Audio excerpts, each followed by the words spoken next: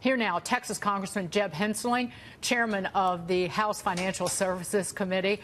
Congressman, what are your constituents saying about the tariffs and the impact? Because if you talk to individual businesses, even industry organizations, that our tariffs, because of the retaliation, say, from China or even Canada, our businesses are getting hit.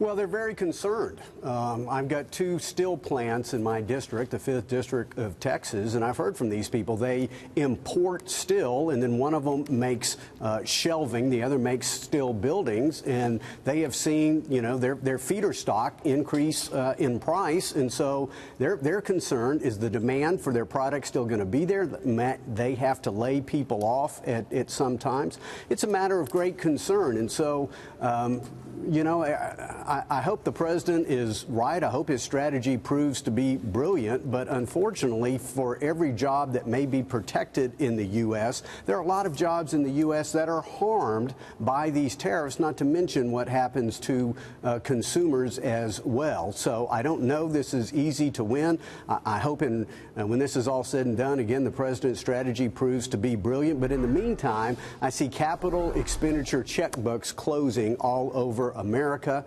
We know that the greatest form of economic stimulus is business confidence, and unfortunately that confidence is waning now. Checkbooks are closing, Jason Chaffetz. Well, I've left Congress, so talk to Jim about that one. But Jason, you can ask a congressman I'm just joking. No. I want to, Jeb, this is Jason Chaffetz, and he is one of my favorite people in Congress who does an amazing thing and a great conservative here. I want to understand where you're going next with what's happening with the budget, because the Congress is going to have to come up with either a continuing resolution or an omnibus in order to fund the government. We don't exactly need this hiccup in the economy right now, but what do you see playing out by the time we get into October? Well, I suspect, Jason, I left my crystal ball back in Dallas before I came to Washington, so I'm not 100% certain.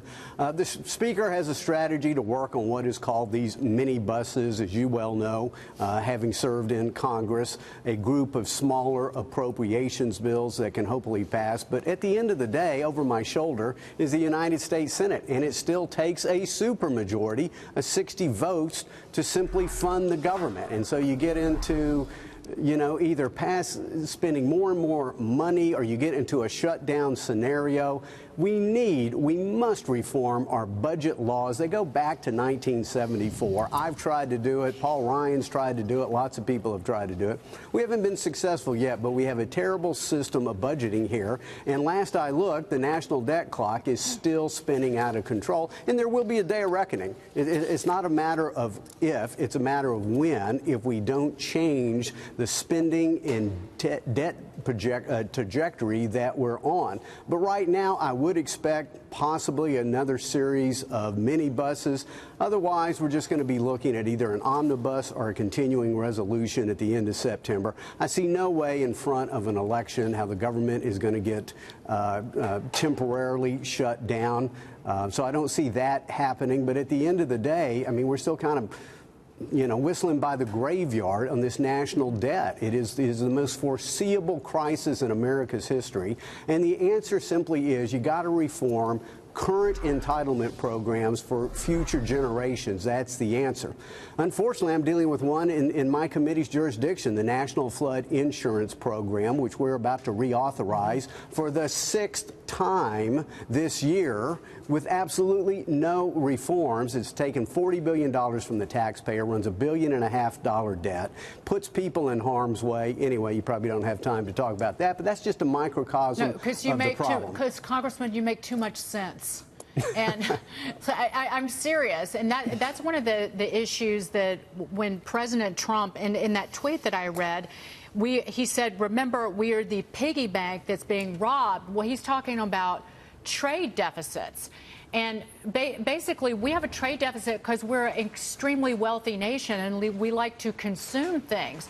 If you want to talk about debts, let's talk about that, because we have now $1 trillion annual budget deficit starting in 2019, because we have a national debt that's way north of $20 trillion. we are indebted to China in that way because they're one of the largest holders of our debt as a foreign nation.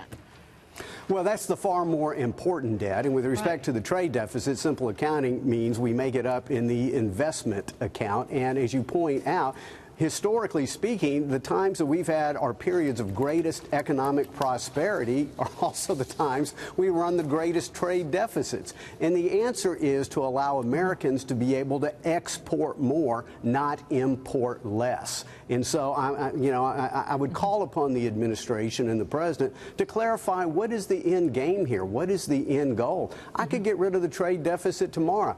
Outlaw trade and watch GDP plummet, watch disposable family income plummet. That's not what we want to do. Right. What we want to do is bring down trade barriers so that we can prosper. Trade is a win-win situation. No trade is a lose-lose situation. Congressman, Marie Harf has a question for you real quick. Congressman, I want to ask you about this Jobs Act 3.0, which is designed to spur investment in startups, which we've seen stagnate in many places around the country. Yes. How is this act designed to help a lot of places that feel forgotten outside of the coast that really need this startup money? It's not all for tech. It's for many things, as you know. But how will this really focus on places throughout the Rust Belt and the Midwest who feel like they've been forgotten by a lot of the startups?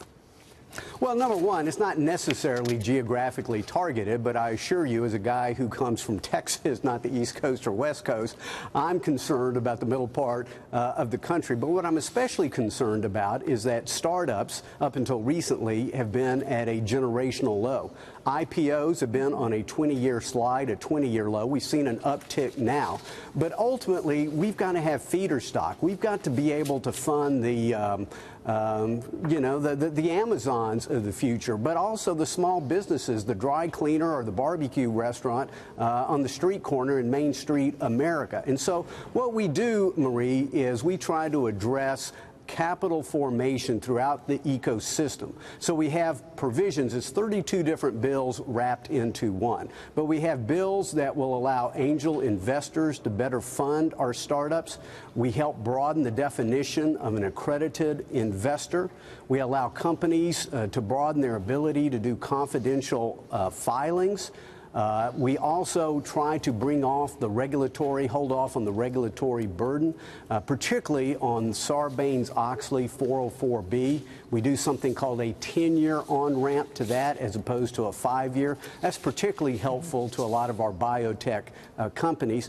And then we also have a problem, Marie, is that once companies become public, they have a challenge of staying public because their stocks are so thinly traded. So we have legislation in there that creates a venture exchange to concentrate liquidity in one place, to try to bring in a reporting of these various stocks. So this is an important exercise. Every Congress ought to do something to bring down the burdens to capital formation because, I got 2 teenagers back home, my children, and the companies that are going to drive the economy in their peak earning years haven't even been born yet. And so we hope that this legislation will help create them and help drive the economy of tomorrow. Congressman Jeb Hensarling, always a pleasure, sir. We covered a lot of ground. You have a terrific day. Come back soon. Thank you.